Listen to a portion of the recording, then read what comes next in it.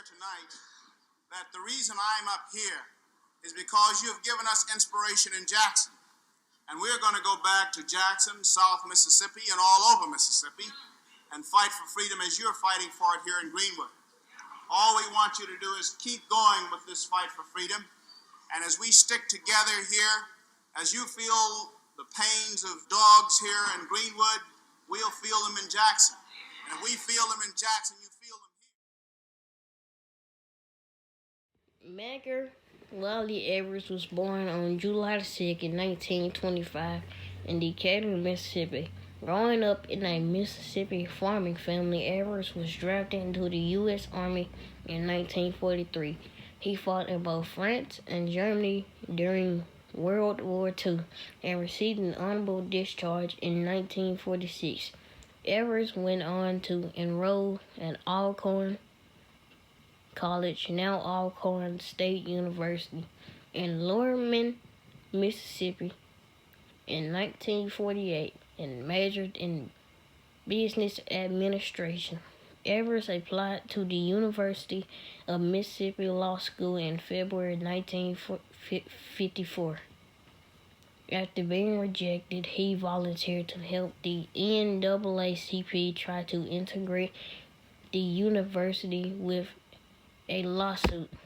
In May 1954, the U.S. Supreme Court handed down its decision in the famous Brown versus Board of Education case.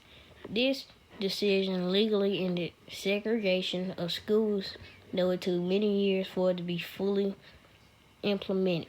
In 1962, he played an instrumental role in the campaign to have African-American student James Meredith admitted to the University of Mississippi.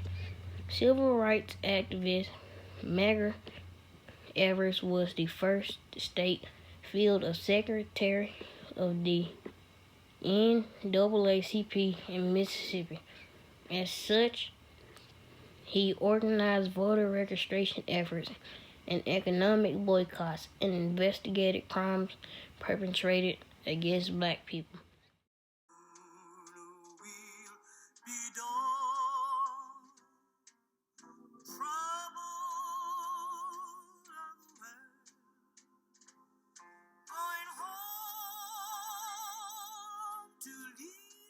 Evers was assassinated outside of his Jackson, Mississippi home in 1963 when he was shot in the back, and after years of on again, off again legal proceedings, his killer, Byron D. Law Beckwith, was sent to prison in 1994.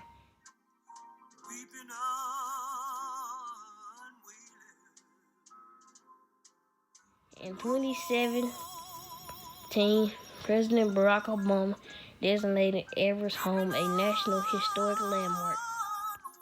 What kind of legacy does there exist now for Medgar Evers? I think his legacy, in a sense, is growing.